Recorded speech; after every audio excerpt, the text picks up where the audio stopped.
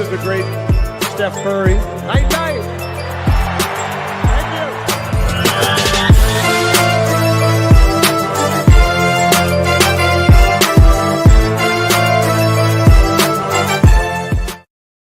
Good night, everybody. Welcome to Carving Up Live. We are right here on Facebook, as well as the Carving It Up YouTube channel and the Grid Network YouTube channel. As always, I'm Bryson Carver, excited to be with you on this Wednesday. You know, it's funny. I assumed, incorrectly, by the way, that Monday was going to be our only late night edition of the show. But due to some scheduling conflicts, we're right back late night. I will say we can go and show the graphic. The entire night concept, the night edition idea, I will say came from my good friend Patrick Brown, who's also contributed to the Grid Network, who writes some great articles for us. Please check out Patrick. He just put up this piece. He said, "What's up, everyone? Happy Wednesday. Carving It Up Night edition is a hit. New articles will be published here soon." Yes, please check out Patrick's new stuff. But the Carving It Up Night edition, we're very excited to be with you. We're going to be talking a lot of football, some basketball on Carving Up the Context. You know, Adam Silver's taken a lot of hits as of late, and for good reason as it relates to some of the decisions he's made regarding the NBA. But I've noticed a lot of criticism related to the new NBA All-Star Game format, and frankly, I think it's misplaced. I think Adam Silver actually put together an incredible game plan, an incredibly clever game plan, and it's going to work. I'll explain why in about 30 minutes on Carving Up the Context. Bryson's best 10, my top 10 teams in the National Football League in about 45 minutes from now. Why the Bears are not only failing Caleb Williams, but we're in a spot with the Bears where we've got to start seeing an institutional change if we're going to get the best out of Caleb Williams as a potential prospect, as special as I thought he was coming out of USC. And at the end of today's show, big-time matchup in the NFC West between the Denver Broncos and the Los Angeles Chargers. Very excited to get to all of those. So to everybody tuning in, appreciate you stopping by. We'll have a great show on tap for you guys tonight.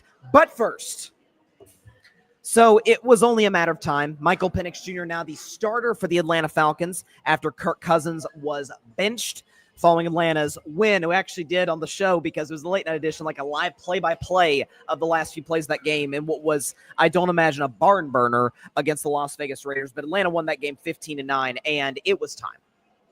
So we can go and show you. Let's just get Kirk Cousins off the bat here, because it just wasn't good football whatsoever. Shout out my man Alfred Parslow Jr. coming up clutch with these graphics. But Kirk Cousins, you see right there, 236 pass yards per game, not terrible. 1 touchdown, 9 picks.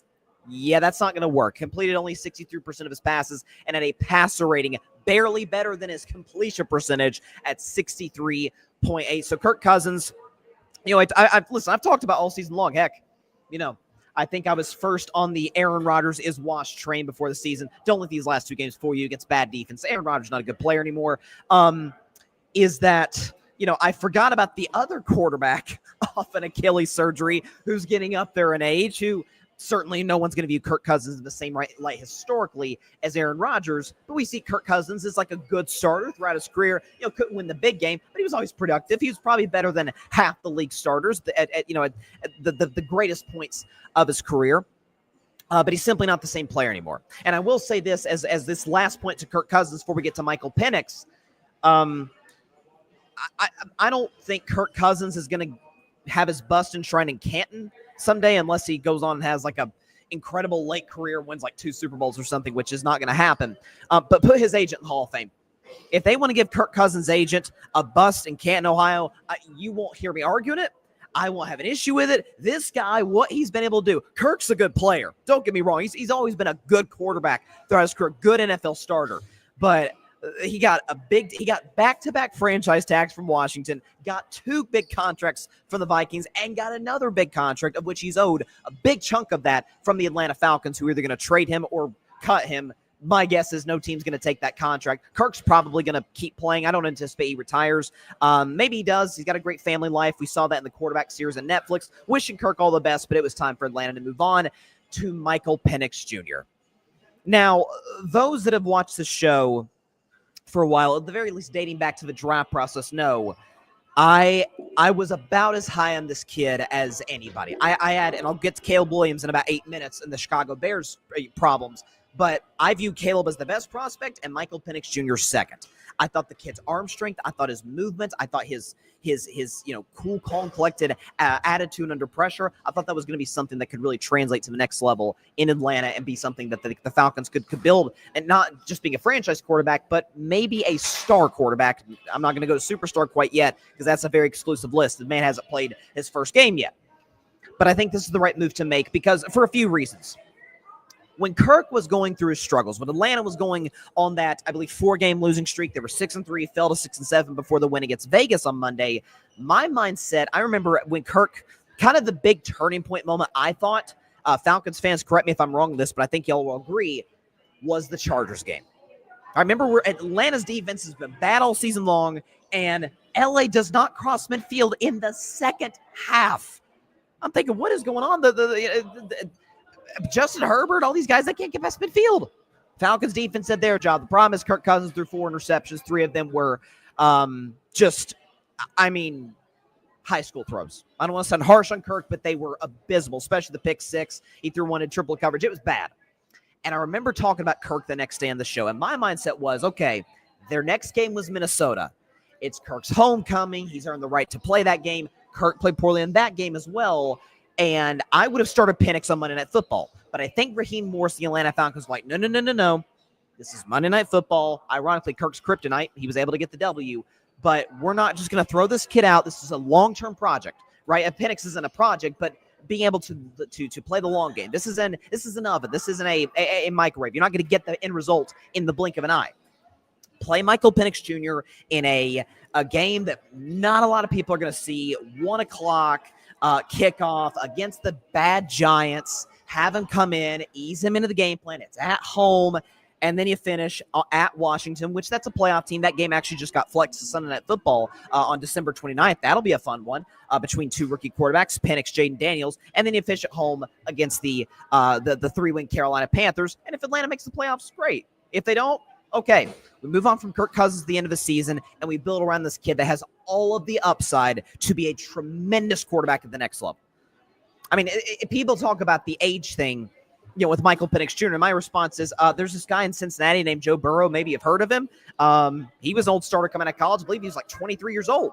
He was at Ohio State. The man couldn't beat out, what was his name? I forget, was it JT? Somebody, the quarterback for Ohio State for years, couldn't beat him out. Had to transfer to LSU, wasn't even good his first year at LSU, and then obviously has the greatest college football quarterback season ever in 2019, and goes on to, of course, has accomplished thus far some pretty outstanding things at the next level. I'm not saying Michael Penix Jr. is going to be Joe Burrow, who I believe is one of the 3 best quarterbacks on the face of the earth. But he's got the accuracy. He moves well. A lot of folks talked about, the surgeries. He had the injuries. I get that. I do. But from what I saw at Washington, okay, the guy doesn't have to be Jaden Daniels. He doesn't have to be Lamar Jackson. He doesn't have to be Josh Allen.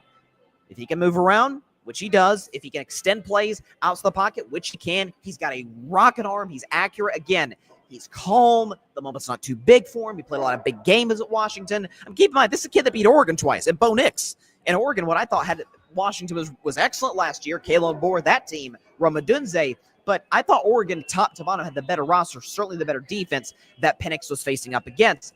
Didn't blink.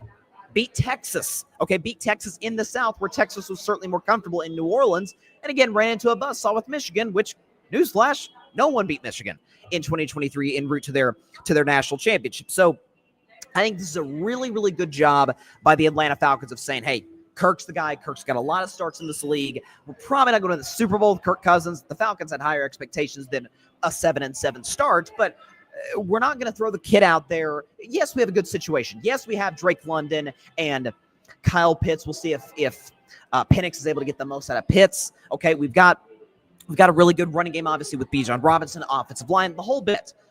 But being able to have this be slow bake, a slow development, and not being like the Chicago Bears and having to play Caleb Williams and just throwing him into the fire and saying, hey, Caleb, go figure it out. Right? The Patriots are kind of doing the same thing. They let Brissett start for a while, but eventually they were like, upside Drake May. Let's go with this kid. Hey, Drake, figure it out. The Falcons are going to do that with Penix. It's going to be a slow build, run game, ease them in. The Giants are awful. The Giants are much better off losing than winning. They want Shedeur Sanders. If not, Travis Hunter's a consolation. They're much better losing this game. Ease them in. Falcons are more than a touchdown favorite, as they should be at home. The crowd will be receptive. They'll be wanting to see what the kid has. This is a really good job by Raheem Morris and the Falcons organization of being smart. And again, listen, this kid hasn't made his first start yet. I'm very excited. Listen, Giants, Falcons, unless you're a fan of those two teams, wasn't that interesting of a game. Now it's like, hey, I got to be in front of my TV at 1 p.m. To see a bunch of games, but certainly see that one. Let's see what the kid looks like. Good job by Atlanta. I think the kid is going to be really, really solid at the next level, and I think Atlanta's got themselves a good one.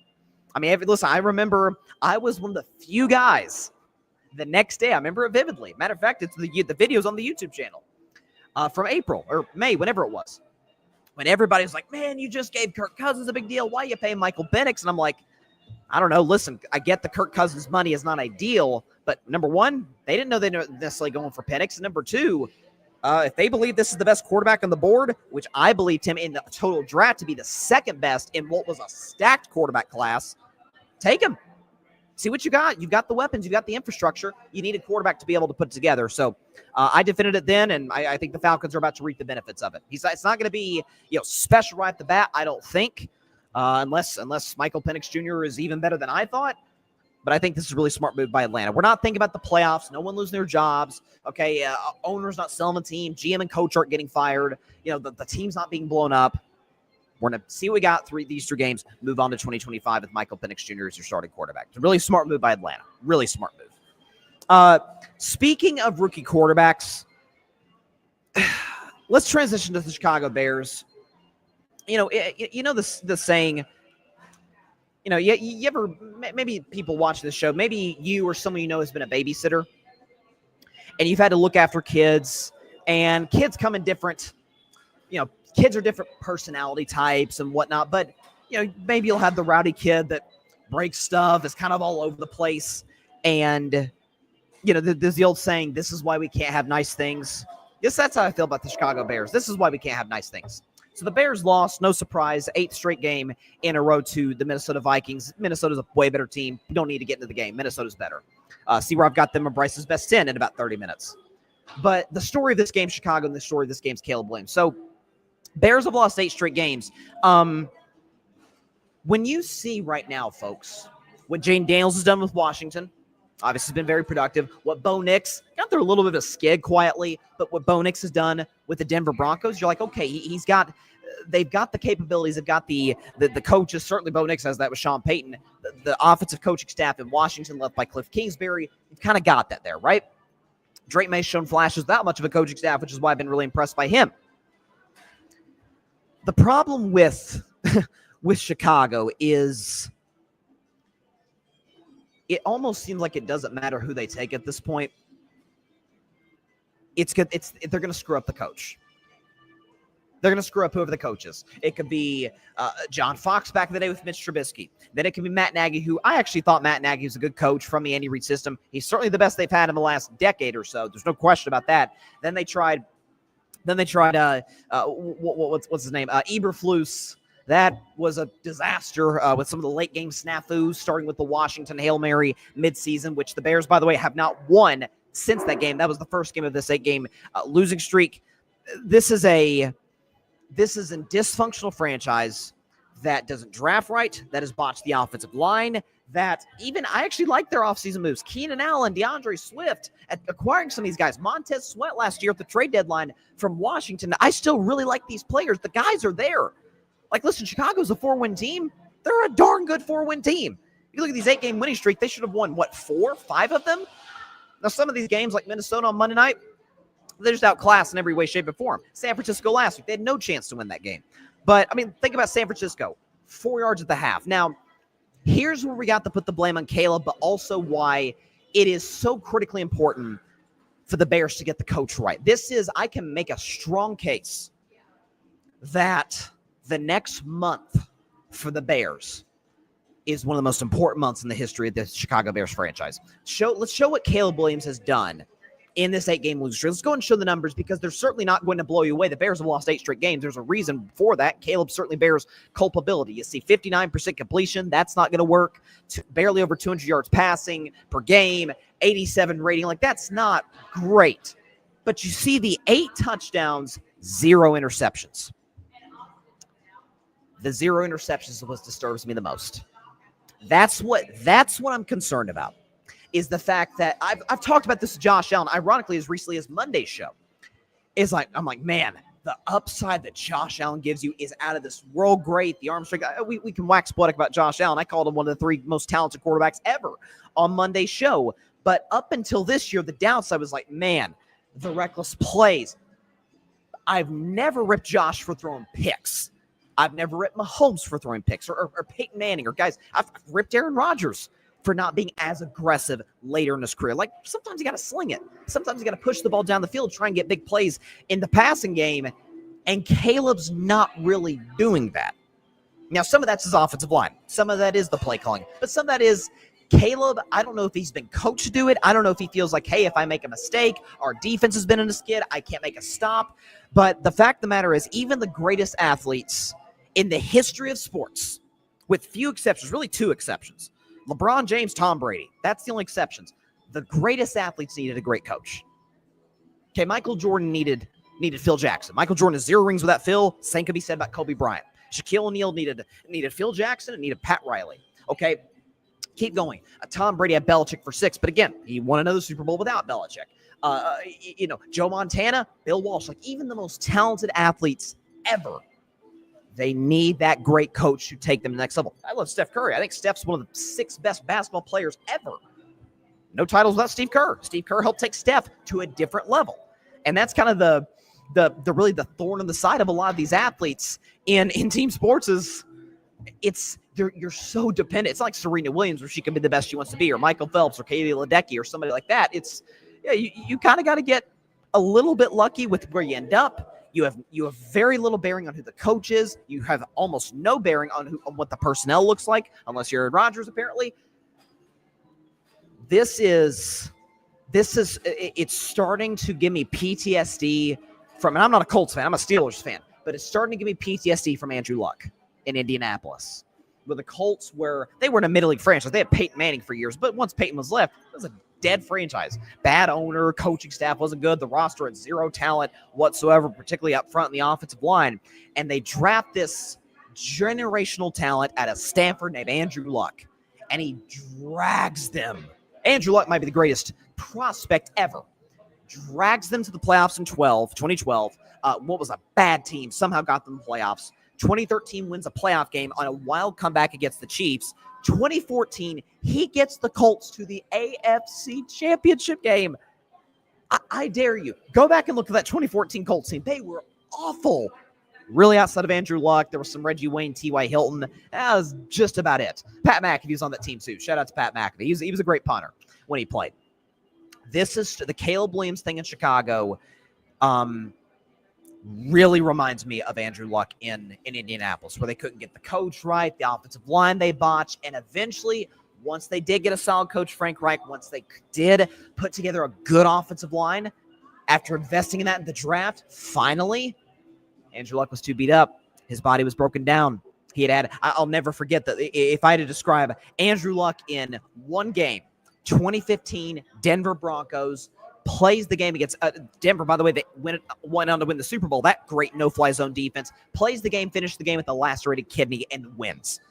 That was Andrew Luck. He was just tougher than everybody else. Caleb Williams, again, I know there's the folks who are going to go after it, and completely rightfully so. I have no issue with this, but kind of the slumping and the falling into the chair on the bench on the sideline. Don't love that. Want to see more from that from my leader. But Caleb's taking shots. Matter of fact, some of these shots, I've got on him about this. Some of them he's initiated. And so I just think listen,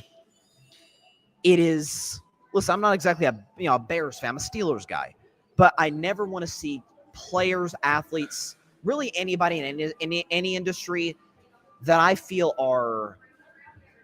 just have a certain set of God-given abilities and a work ethic. Caleb Williams works hard. Caleb Williams knows the playbook. It's not a very good playbook, but he knows it. All these different things.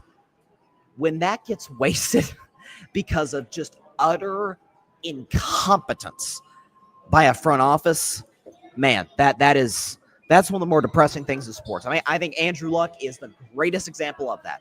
Like the ultimate what if. What if Indianapolis, what if he hadn't went to Indianapolis? What if he went to, I don't know, the Steelers, the 49ers, teams that had great coaches and good rosters at the time and good cultures and ownership and GM.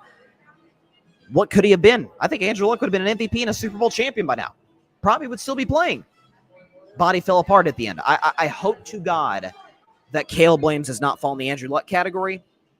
I'm starting to get a little nervous that could very well be the case. And so, listen, Chicago, I think they finished with a couple divisional games. Yeah, I mean, if the Bears finish 4-13, but the good news, by the way, and then we'll go to break after this. The good news for Caleb is that anybody's saying like, oh, they could go 4-13, the season disaster, Justin Fields last year. It's not a matter of, oh, Caleb. It's not like Josh Rosen with the Cardinals. Remember Josh Rosen, where it's like, man, this guy is like bad, like doesn't see the field, is inaccurate, is a bad decision maker, not sure he really gets along with his teammates. Like, and the Cardinals were like, yeah, Kyler Murray's way better. We're gonna go with Kyler Murray. For all his faults, he's better than Josh Rosen.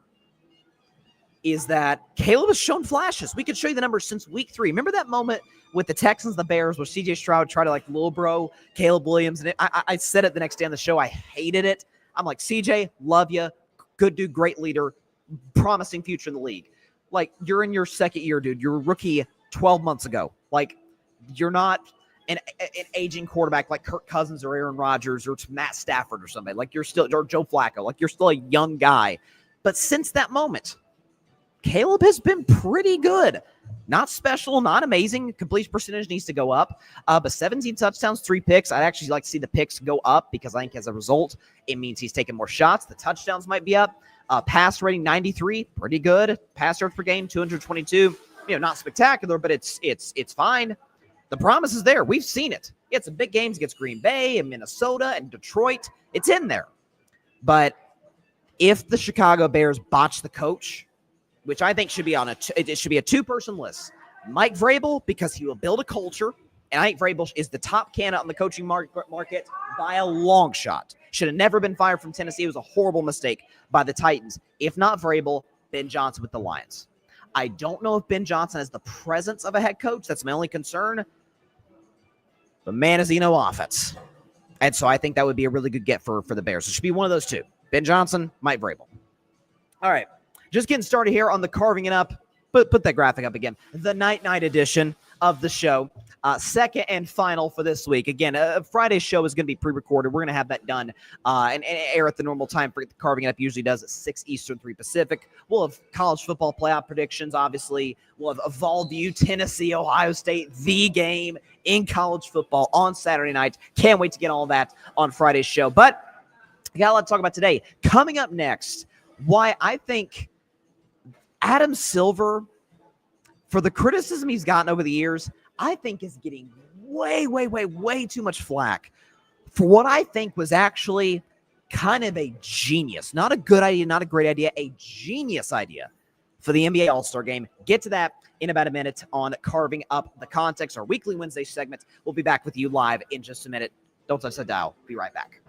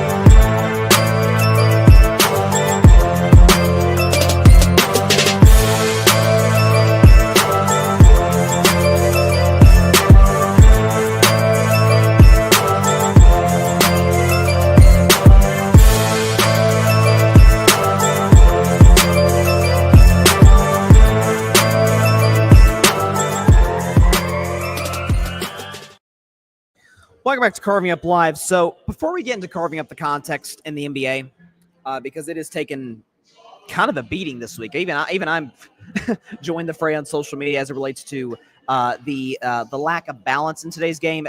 There was a clutch points or somebody, I think it was Courtside IG, something like that, showed a graphic of the shot chart in 2024 in the NBA compared to 2000. And I am a huge proponent, a fan, a supporter, whatever you want to call me, of the increased amount of three-pointer shot. It's a smarter shot. There's better shooters now more than ever. That does not mean it should be the focal point of literally every single offense in the NBA, and it should just be threes and layups. It makes every player look, to a degree, similar. There's not enough diversity in game and fluency as it pertains to what these guys bring on the court. These guys are so freaking talented. You want to see the best out of them, not just the threes, the dunks, and the layups, the mid-range game, the crossover, all these different things. So NBA's taken a beating in the last few days. You had the NBA Cup last night with Milwaukee being Oklahoma City. All of a sudden, Milwaukee's kind of rolling right now.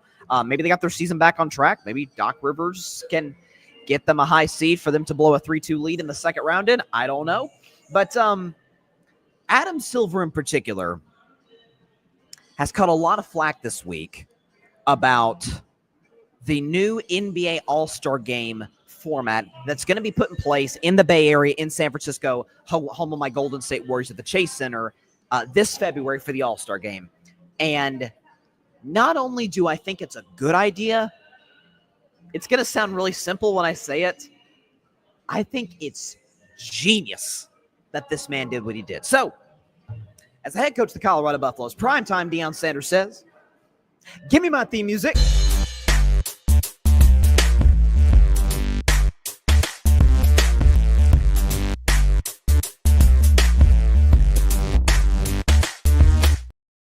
On this week's edition of Carving Up the Context, I want to talk about the NBA All-Star Game because there's a new format that's been introduced.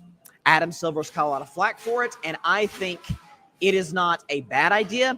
It is not a good idea. It is not a great idea. Folks, ladies and gentlemen, boys and girls, it is an ingenious idea. Adam Silver's taken us lumps over the years. The disproportionate level of three-pointer shot. I am all in favor of using analytics, not having them being the complete and utter driving force of your offense in the National Basketball Association, or really any sport for that matter. People talk about, the regular season doesn't matter as much as it used to be. The in-season tournament, the NBA Cup, which concluded last night, Milwaukee OKC, has potentially tried to adjust that. It is the All-Star Game that has taken a beating, and rightfully so, in the NBA the last few years. It has been a bad product. It has been unwatchable. Not only has there been no defense, but it's dunks, layups. Guys don't seem really like they're like they're that engaged, like they care that much. The NBA, like literally every major sport on television, is a television product. It is a TV show. It is there for entertainment, and it's not an entertaining product, the All-Star Game is. Or isn't, rather. So Adam Silver said, you know what I'm going to do? I'm going to shake things up.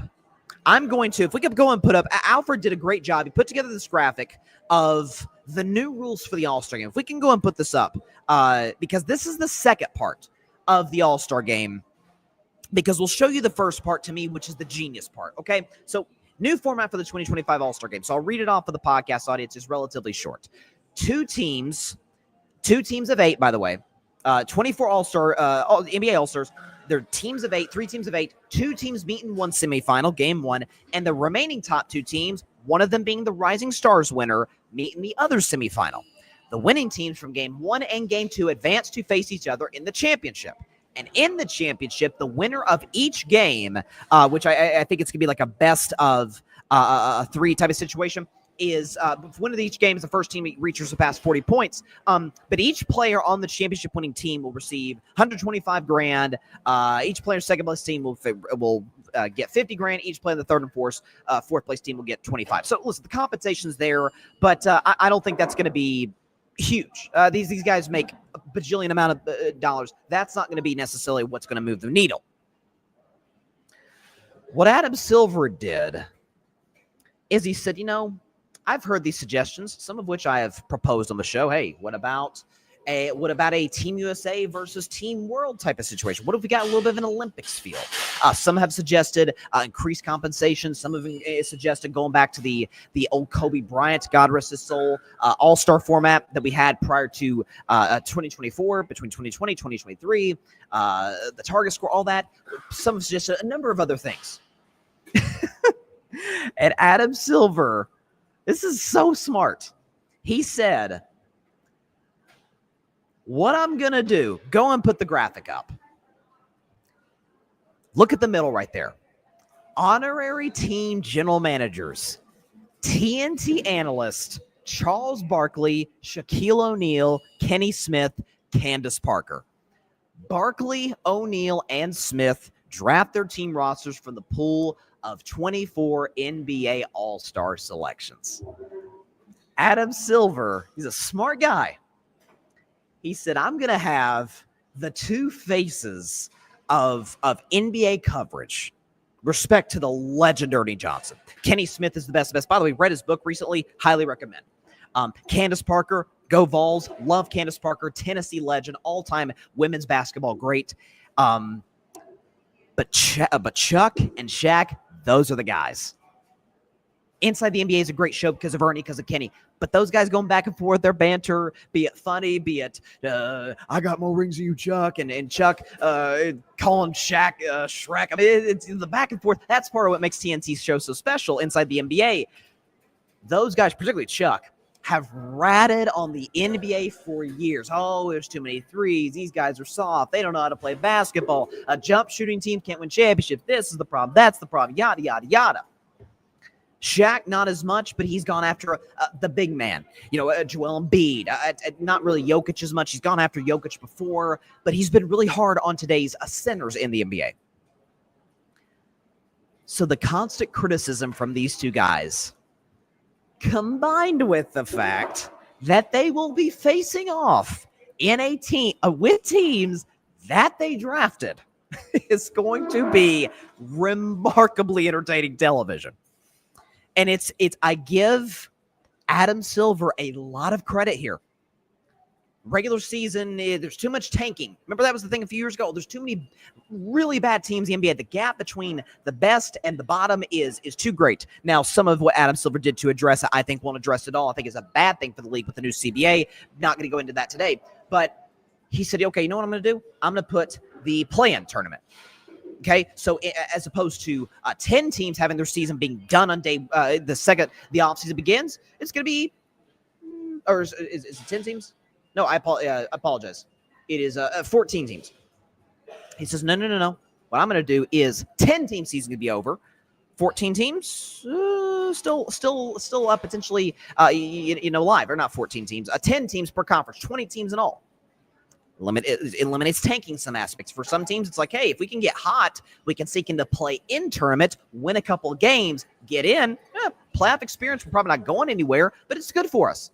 I mean, heck, the Miami Heat were the play-in team, went down the last play-in game, made the finals a couple of years ago. So that holds so much more value now. People talking about, regular season doesn't matter. Nobody cares about the regular season. Okay, the NFL is going to dominate the NBA in October, November, December, January, certainly one day in February in particular. And Adam Silver said, okay, I'm going to institute an in-season tournament, the NBA Cup. And for those that have watched, have you watched the games? Pretty physical basketball. Guys are going at it. There's playoff-like atmospheres. The court colors are different. Las Vegas, there's a different intensity. The Bucks, the Thunder, back and forth, physical basketball that you don't see or wouldn't see in an average regular season game on Tuesday. You just wouldn't. Maybe you get the occasional pseudo rivalry game. Maybe you get a LeBron versus KD, a Steph, 5 years ago, like a Steph versus Chris Paul, something like that, or James Harden or something like that. But by and large, it's just not that. There's 82 games. It's a long season. It's like baseball. The urgency is just not going to be there. Adam Silver addressed that. And now he addressed the All-Star game. He said compensation, not really going to mean much. USA versus World, I don't think that's going to work. We kind of do that for Rising Stars game. Nobody watches. Okay, the threes, I'm not going to limit them. No. I'm going to put the most, I would argue, take LeBron, Steph, KD, and probably Giannis out, maybe Jokic. It's like those 4, maybe 5 guys out. I think if you think about the most be it important, famous, well-known people that are a part of the NBA in some aspect today, I think those guys on TNT and Inside the NBA are toward the top of the list. You see the reaction. I was a part of this. I was one of y'all that was very iffy on the idea that the Inside the NBA could be gone. How could you do this? This is the best sports show maybe ever. This is great. How could you do it? And thank God the show got extended, which is amazing for basketball, amazing for sports television. Love those guys.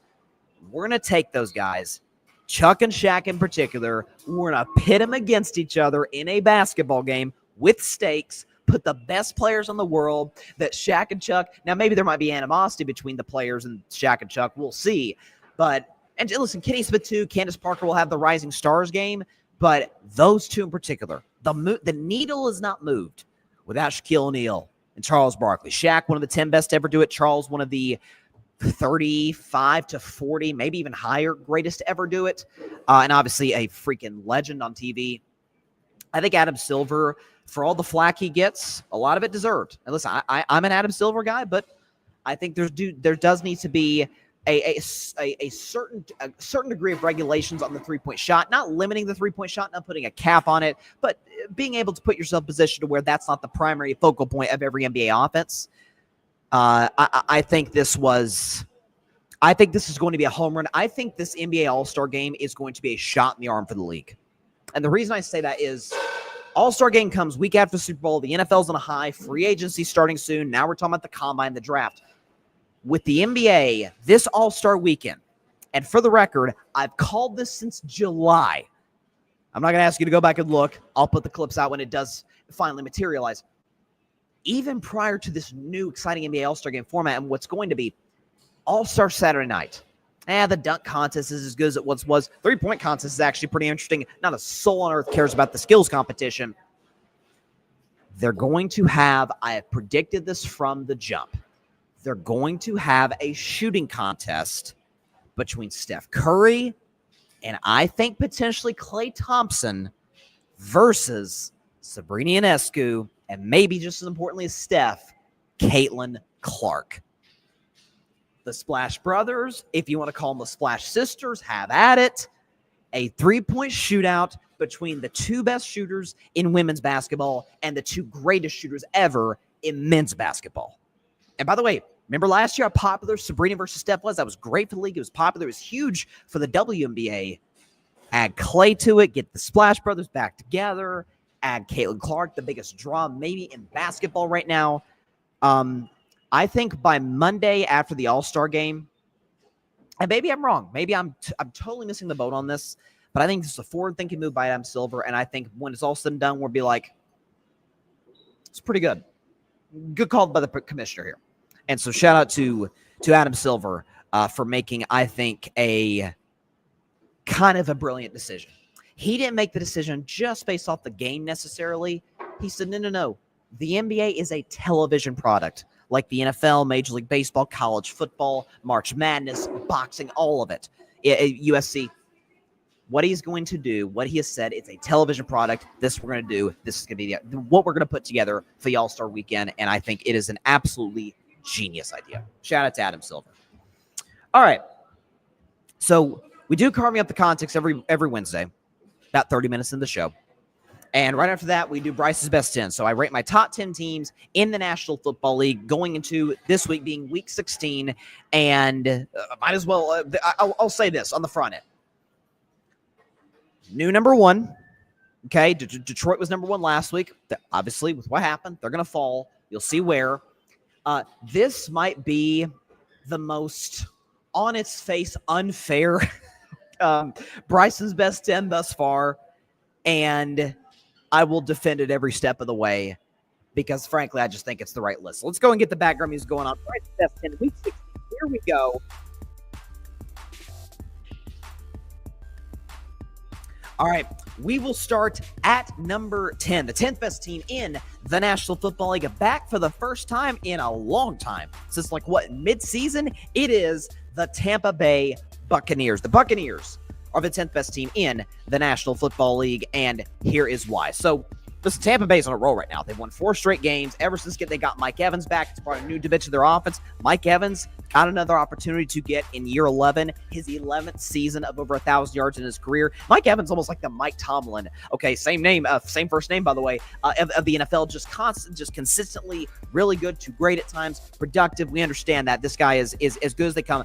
Baker Mayfield is on a heater right now. I'll say this, just going to throw this out there. Josh Allen's probably the MVP of the league right now. Saquon Barkley may get votes. Lamar Jackson's having a great year. Don't be shocked if Baker doesn't end up in the top 5 on some MVP ballots. If he continues the guy has been absolutely outstanding. Todd Bowles has fixed what I thought was kind of a bad defense over the first half of the season. Tampa Bay's been locking it down defensively as of late. Looks like they're going to win the NFC South. I love Michael Penix Jr. That's my guy. I still think there's a developing and maturation process, much as I love him, that needs to occur for the Falcons to reach the next level. Tampa Bay's kind of on that next level, and I'll tell you what, if you're a Minnesota, a Detroit, a Green Bay, whoever's in second place or third, depending on how the playoffs shake out in the NFC North, I don't want to go to Tampa. Not the way they're playing, not with what they did to Philly last year and almost did to Detroit. That Tampa Bay Buccaneers are the 10th best team in the National Football League. At number 9, back on Bryce's best 10 for the first time since week 2. It is the Los Angeles Rams. The Rams are the 9th best team in the National Football League, and here's why. So again, another 8-6 team, kind of like Tampa. They're tops in the NFC West. I have kept the faith all season long on the Rams. I picked them before the season to be your NFC West champions, and right now they've got as much momentum as anybody. Arizona's a weird team. Seattle's lost Geno, and San Francisco is dead in the water. So San Francisco's going to win the NFC West. Matt Stafford is still special at this stage of his career. Sean McVay's been to 2 Super Bowls, won one as recently as 3 years ago. This pass rush, and particularly the linebacking core in Los Angeles. You got Jared Verse, my man Byron Young out of Tennessee, go Vols, rushing the passer. Listen, do they miss Aaron Donald? Yeah, it's Aaron Donald. They're going to miss him. But the tandem of Kupp, Nakua, Kyron Williams run the football. This offensive line's looking better, getting more continuity over the course of the season now that they're healthy. Again, kind of like Tampa, like I think the Rams are a full-blown contender. I thought they were a contender if healthy before the season started. I actually had them in the NFC title game in the preseason. If they get there, I won't be in the least bit shocked with their championship experience, the way that for the second year in a row, they're getting hot at the right time, second half of the season. Watch the heck out for the Los Angeles Rams. They are the 9th best team in the National Football League. At number 8 for the 3rd straight week in a row, because I don't know what to do with this team, it is the Baltimore Ravens. The Ravens are the 8th best team in the National Football League, and here is why. The reason I don't know what to do with them is because they're so darn talented. Lamar Jackson is just a transformative talent at the quarterback position. He's amazing. He's amazing. The accuracy and the move. He's awesome. He's a 2-time MVP for a reason. But we know, won't show the stats today because I don't want to be mean to Lamar on this carving it up night edition. But you know, the playoff struggles, by the way, as well as the struggles against the team that owns the conference, the Kansas City Chiefs, and the team that has owned the Ravens for a long time, the Pittsburgh Steelers. He's not very good against either team, and certainly he's not good in the playoffs. But this Ravens defense, the defense actually has been better as of late. Roquan Smith, we know how great he is, but I still don't trust John Harbaugh in situation in the fourth quarter. Justin Tucker is I don't know where Justin Tucker went. I don't know if he's out of the country. I don't know where Justin Tucker's at. This imposter word number 9 for the Ravens. Listen, get an APB out. There's an APB out for Justin Tucker. He's a shell of himself. Deontay Johnson just got released, so at least, you know, I know as a Steelers fan, by the way, at least the bad stuff out of the building is gone. Derrick Henry's still great. It's way too talented a team to keep them out. They're 9-5. They're obviously going to be in the playoffs. They could win the division. This AFC North square off between the Steelers and Ravens could decide that.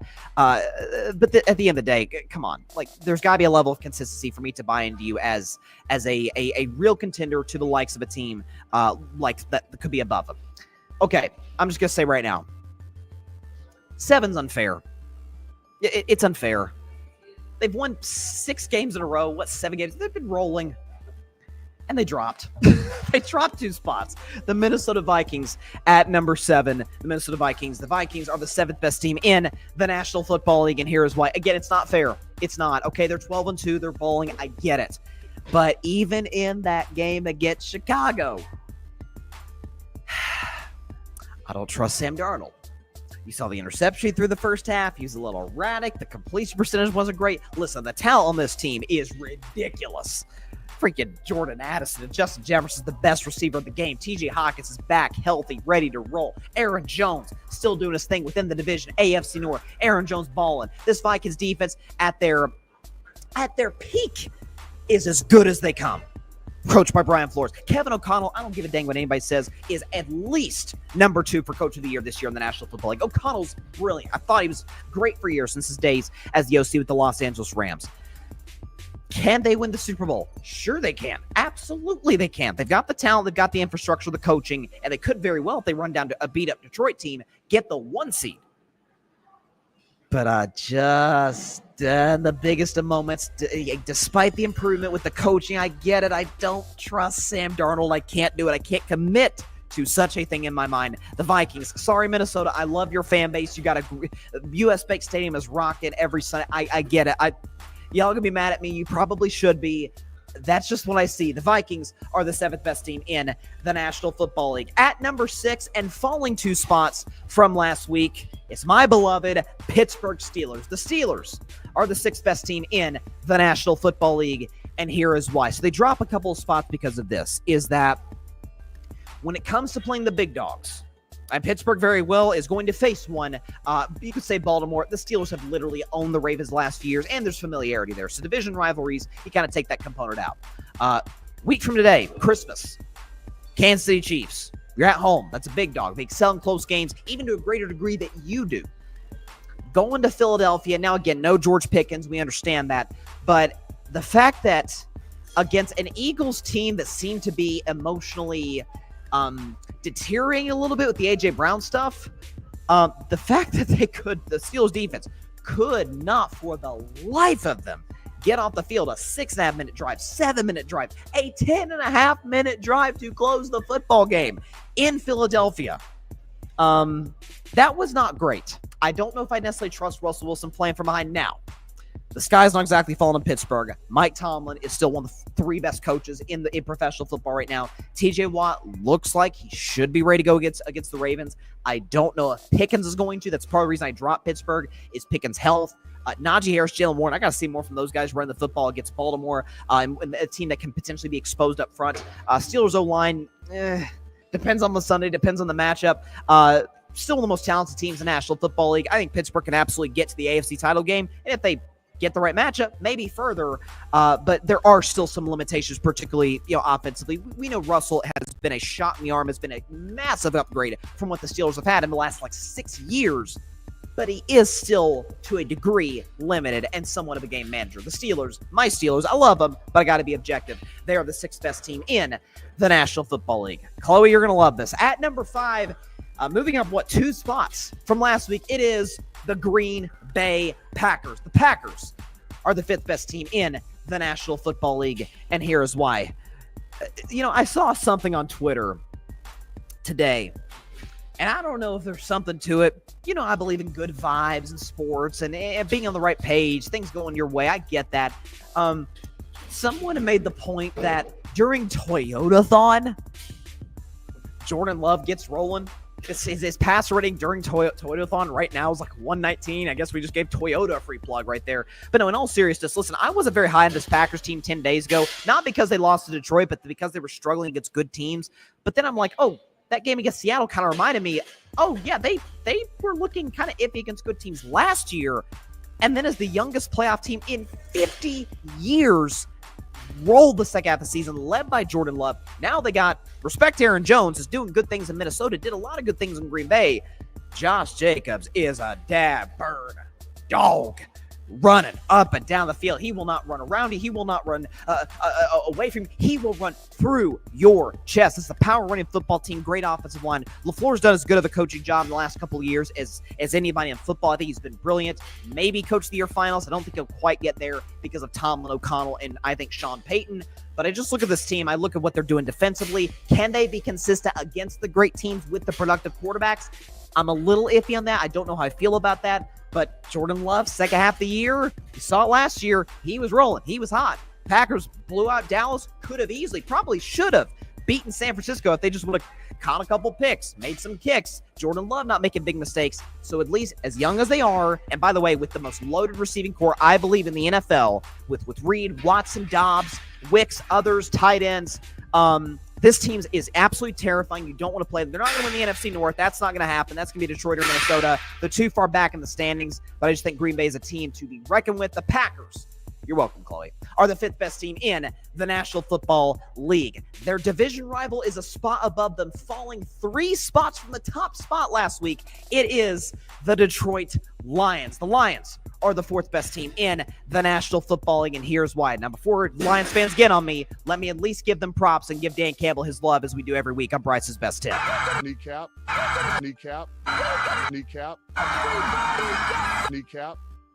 So listen, this is what Detroit does, and the effort is always going to be there. The game plan from Ben Johnson, Aaron Glenn, with what he has defensively, is going to give you the absolute best that he possibly can. Here's the problem with Detroit. They're running out of guys. They're just running out of guys. So you talk about Aiden Hutchinson's gone. They just lost the defensive tackle against the Detroit Lions. Carlton Davis is down. Derek Barnes is hurt. Anzalone, their best linebacker's hurt. Like, they're eventually just going to kind of start. We could say next man up. Dan Campbell could say that all he wants, but eventually you run out of guys to bring up in the lineup. They're going to be productive and successful for you. At the end of the day, though, let's not panic on the Lions. They won 11 straight games in a row. By the way, a lot of them against great teams prior to losing by 6 and scoring 42 against the Buffalo Bills, who obviously you'll see on this list a little bit higher. But listen, Jared Goff, 5 touchdown passes. Amon-Ra St. Brown is just, I feel like he gets better by the week. He's still, all things considered, a relatively young player in the NFL. Now, the loss of David Montgomery also is devastating to MCL surgery. I could see, though, a situation where Jahmyr Gibbs kind of turns on the Jets now that he's getting a greater role. I don't think he's a smaller guy. He's lightning to Montgomery's thunder, but I do think Gibbs the type of guy to take on like an Alvin Kamara-like role. Listen, the man played at Alabama. He's not scared of context. He's not scared of running between the tackles in what I think is still the best offensive line in football. But the losses defensive for Detroit hurt. They just do. And I think that's if they lose because they gave up, if they scored 38 and they gave up 41, it'd be like, yeah, they just ran out of guys on what was a really good defense prior to the injuries. But this Lions team is still very much a contender, still sticking with them to win the NFC. The Lions right now are the 4th best team in the National Football League. Big jump for this team at number 3, going up 3 spots from last week. It is the Philadelphia Eagles. The Eagles are the 3rd best team in the National Football League, and here's why. That was one of the more impressive wins in the NFL on Sunday against my Steelers. I'm not just saying that as a Steelers homer. They win 9 straight games in a row, barely survived Carolina, and everything's going well. The defense is balling. The running game's got it going, and all of a sudden, A.J. Brown just drops a bomb. Yeah, me and Jalen Hurts not feeling our relationship right now. And then Brandon Graham next day goes to the media in Philadelphia and is like, yeah, they were friends at one point in time. They're really not friends anymore. I'm thinking, oh my God, the season's about to come apart like it did last year. How can Nick Sirianni manage it? And I've been hard on Nick Sirianni, I think rightfully so, over the years. I don't know if it's sustainable, but for at least a week, he's kept it together. Is it sustainable? Could be, because this is one of the most talented teams in football. I call it on Monday the most well-rounded, the most complete team in the National Football League. They can run it in your face with Saquon Barkley and what is an amazing still offensive line. We know who A.J. Brown is. We know who Devontae Smith is, Dallas Goedert, others. They got plenty of weapons on the outside. Goddard as a tight end and third down guy. But this defense, we have the leftover graphic that Alfred put together from last week. This Eagles defense is the best in a lot of categories. Let's see. Points, yards, pass yards, best defense in football. They just, as a cherry on top, happen to be 7th in rushing defense and 11th in turnovers forced. This is an Eagles team that can beat you multiple different ways. As I said on Monday, if Philadelphia win a playoff game 17-14, wouldn't be shocked because their defense can do that. And if they win a game 34-31, won't be shocked because if their defense is a bad day at the offense, the offense can pick them back up. Do I trust Kellen Moore in big situations? Not the slightest. Do I trust Nick Sirianni on 4th downs?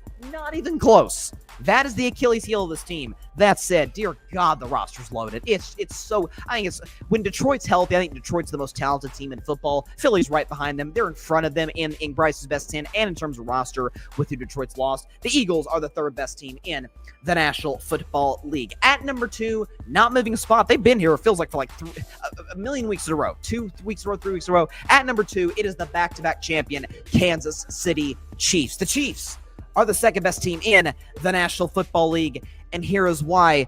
So, listen, the Mahomes injury is the big story. How's he going to go? Today, according to reports, full participant at practice. So my thing was like, man, if he's not healthy, if the ankle doesn't feel good, if you have to sacrifice the 2 seed just to ensure Mahomes is ready to go, so be it. You're better off with a healthy Mahomes and the 2 seed than a beat-up Mahomes and the 1 seed.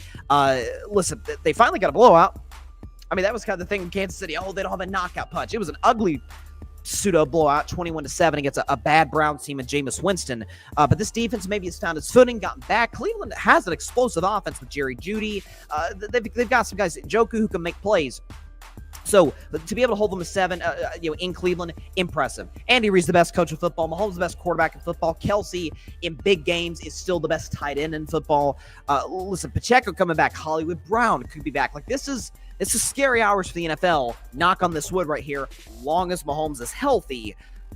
But as long as they have that guy at quarterback, and with them getting these guys that they're getting back into the lineup soon and upgrade at left tackle and what was a weak spot for them, anybody trying to insinuate that Kansas City is anything less than a bona fide contender, if not the 1 or 2 favorite in the AFC, is just being disingenuous and is not relying on historical evidence and data to back up what we're seeing. The Kansas City Chiefs, call me when they lose, okay? They don't really lose much. They're the second best team in the National Football League. Although, I will say this, kind of lied a little bit, because they do lose. Only this year, only team has beaten them at number 1, back in the 1 spot. They were there a couple weeks ago and moving up a few spots from last week. It is the Buffalo Bills. The Bills are the best team in the National Football League, and here is why. I gotta say, I talked about on Monday, Josh Allen is one of the 3 most talented quarterbacks to ever play the position. We understand that. At least that's how I feel about it. Now that he's cut out the turnover, not even the turnovers, the quarterback's going to turn the ball over, especially the great ones. But the mindless errors, the what are you doing, where you're trying to do something that doesn't need to be done. Now he's gotten that out of his game. Oh my God, he's almost unstoppable with his legs, his arm, his accuracy. He's not turned the ball over. Joe Brady, brilliant OC. This offensive line in Buffalo is by a mile the best that Josh Allen has ever had. James Cook is running mad. He's running angry. Top 2 in the NFL in rushing touchdowns this season. Talk about the receivers, Amari Cooper doing his thing. Keon Coleman and Kincaid is balling. Look at this team. Heck, Matt Collins is a good red zone threat. Now, the thing that concerns me about this team is the last couple weeks, albeit against one great quarterback and one really good quarterback, Stafford and Goff, they have gotten absolutely torched. And Buffalo this season is, I think in terms of either yards per game, points per game, I can forget which, bottom 10 in the National Football League. So that's a problem. That's something that they've got to get addressed before the season's over, especially, or before the playoffs at least start, with Sean McDermott as a defensive guy. But if there's any team that has the best shot, Pittsburgh can beat Kansas City. I think the Chargers, if they caught Kansas City on a bad day, maybe could beat them. I still have some faith in the Chargers, who I'll predict their game at the end of the show. Teams can beat the Chiefs. Buffalo is by a mile the most equipped to do so. And listen, if the Bills can't beat Kansas City this year, I'm sorry, I don't know when they're going to do it. I don't know when. Allen's playing the best ball of his career. The offensive line's the best. The receiving core, I don't quite know about the defense. That's what scares me. But with that said, I mean, listen, they beat Kansas City. They beat Detroit. They beat some tremendous teams in the NFL and lost by a hair against what I think is a red-hot Rams team. The Bills are the best team right now in the National Football League. Before I get to the comments, let's go and show the list right here in its entirety, 1 to 10. At number 10, it's the Tampa Bay Buccaneers. At 9, it's the Los Angeles Rams. Number 8, the Baltimore Ravens. Number 7, the Minnesota Vikings. Number 6, my Pittsburgh Steelers. Number 5, the Green Bay Packers. And then at number 4, the Detroit Lions. 3, the Philadelphia Eagles. 2, the Kansas City Chiefs. And at number 1, back in their spot after a couple weeks off, is the Buffalo Bills. I appreciate it, sis. Chloe's in the comments. Bro's cooking. I appreciate that. And she's excited that I had the Green Bay Packers in the top 5. I kind of teased it to her earlier today. I said, hey, I think you're going to you might want to see where I got Green Bay this week. Because I Green Bay 7, and they were kind of in that 6, 7, 8 spot the last month or so. But I don't know. The game against Seattle kind of crystallized in my mind. And the way Jordan Love's been playing, no turnovers really as of late, is I'm thinking, okay, they did this last year. Probably should have gotten to the NFC Championship game. And, I mean, if it's the same Green Bay team as last year, now with some experience. Now, again, I'll tell you this. If Green Bay, poor Packers, 10-4, and they're third in their freaking division because it's one of the greatest divisions I've ever seen, the NFC North in 2024. If Green Bay were at home, if they had the Lambeau advantage, you'd be like, dang, this might be the favorite to come out of the conference right now. I'm not there yet. They have to win 3 road playoff games. Can they do it? Sure, they can do it. Now, the only downside is, if you look at recently, the only guys in the last, I guess, 15-ish years or so to win 3 playoff games on the road and go on to win the Super Bowl, 2 of the greatest quarterbacks who've ever walked the earth. Ironically, the Packers, Aaron Rodgers in 2010, and Tom Brady with the Buccaneers in 2020. It's the only other times in the last 15 years that that's happened. Love Jordan Love. Not quite Aaron Rodgers, although TBD in a decade. And certainly he's obviously not the greatest ever, Tom Brady. And Chloe also says, it's interesting, she says the the Lions are better than the Eagles. Don't at me. When healthy, yes, they are better than Philadelphia.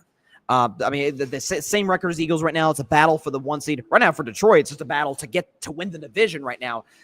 So we'll see how that plays out over the last 3 weeks.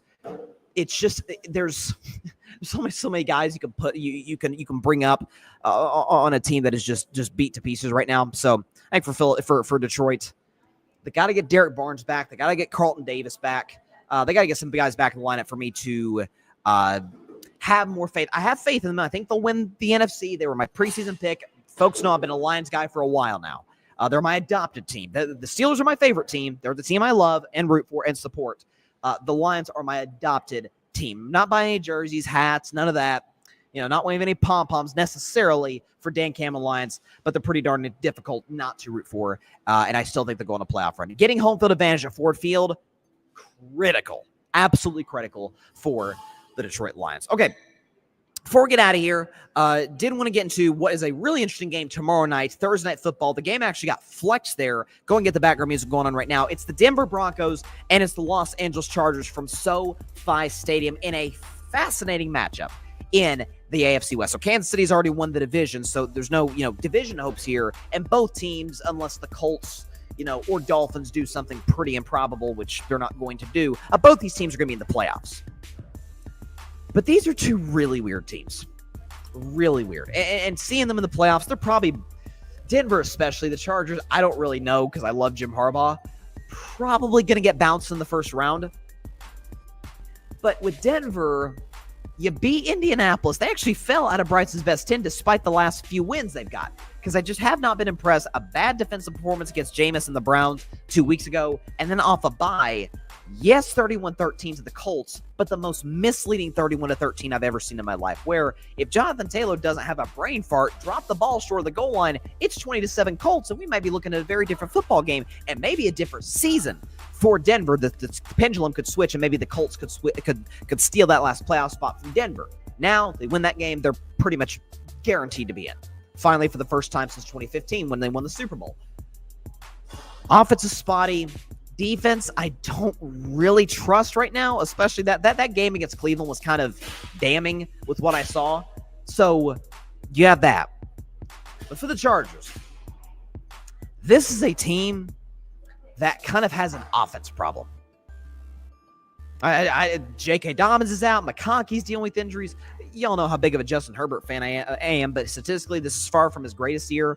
I still love LA's offensive line a ton, and again, I know there's not a big home field advantage at SoFi for the Chargers, but to get just shellacked by Tampa Bay, 40-17, that's not a good trim for a team that was my hot take before the season. Chargers in the AFC title game. Don't think that's probably going to happen at this stage in the game. Here's why I like them. The line, by the way, is Chargers -3. Which I think is a perfect line to set it at. Good job, Vegas. I really like LA -3, and the reason I say that is if there's any coach, do a draft, okay? of teams that are moderately talented, okay? We're not talking about bad teams. At least moderately talented, that get the doors blown off them. Excuse me, at home, especially. And then play a short week game. Coaches that you trust in that spot. Mike Tomlin would be my first pick. Dan Campbell would be my second pick. Jim Harbaugh would be my third pick. Is there that many guys in the NFL that's going to have his team more jacked up, ready to go, divisional game, Denver coming to town, you want to improve your spot in the standings, go up as high as you can. I think it's going to be a big game for the Chargers to kind of reestablish themselves like, hey, we're not Kansas City, but we're here to stay. We have a great defense, okay? Justin Herbert is still a great quarterback. Harbaugh wants to win this game at home. Give me the Chargers in this game in a close one. -3, 20-16 over their division rival, Denver Broncos. LA 20, Denver 16, Chargers -3 in this game to kick off Week 16 in the National Football League. I just think this is a spot where, listen, if Denver wins, I won't be shocked, but there's I don't want to say smoke and mirrors with this Broncos team, but a thing of they had to have something that had absolutely nothing to do with them go their way in order to go on the run they did, as well as some just I mean, it's Anthony Richardson. The dude, like, straight up can't throw. But the trick play, like, Denver needed to win that game and take advantage of stuff that just was out of their control. So I got the Chargers in this game by a final score of 20-16. All right, that is all the time we have for tonight's show. We'll be back, not live, but at our normally scheduled time on Friday at 6 p.m. Eastern, 3 p.m. Pacific time, right here on Facebook, as well as the Carving It Up YouTube channel and the Grid Network YouTube channel. Of course, be sure to like, share, comment, and please take 2 seconds out of your day and hit that big red subscribe button down there. Helps the channel grow exponentially. This night edition of the show, I'll go ahead and put the graphic up. I'll go and put Patrick Brown's comment back up from earlier. Listen, this was on Monday, this was the late night edition of Carving It Up. The night idea by Patrick. Yeah, Patrick's good with this stuff. He's going to, wordplay, thinking of this stuff on the spot. This is why you need to check out his articles on The Grid. I highly recommend those. Just Google The Grid Network. The Grid pod page website is going to be the first things that you see. Go to that to check out Patrick's stuff. Go to YouTube. Go and put the Grid logo here. Go to YouTube. Check out The Grid Network. Please subscribe to us. Check out our other content creators on this space, on social media, YouTube, any and everywhere that you get your favorite podcast. You can find us at The Grid Network, and please subscribe to my podcast, Carving It Up podcast, right here on YouTube, as well as any and everywhere that you get your favorite podcast. That is it. We will see you guys next week. The Carving It Up night edition. Stay safe, everybody. Stay safe out there, everybody. God bless y'all. Peace out. And night, everybody. Thanks so much for watching the show on YouTube, and be sure to go click that big red subscribe button and check out the other clips and full shows from Carving It Up Live, as well as our other incredible content creators here on the Grid Network.